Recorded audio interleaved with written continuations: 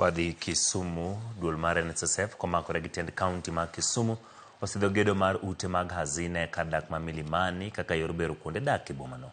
Meneja maboma ma Kisumu Bala Wango pako tudruok kindi gi NSSF mar bero kuonde dak nyaka kaka yor yaro dongruok marom ne jo Kisumu sama jata tije maduolno David Koros wacho ni ma en ondamo mar chopo kare lek ma kuonde dak makare ne jodak ma bomano.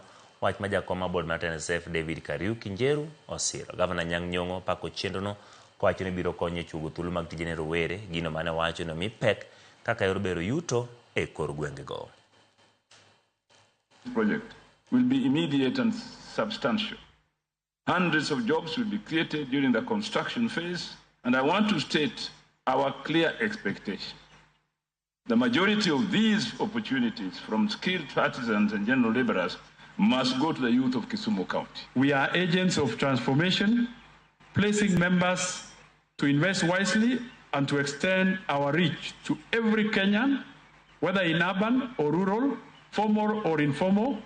It is an opportunity for our members, suppliers, and local communities to thrive. Real estate and construction now accounts for 14% of Kenya's GDP.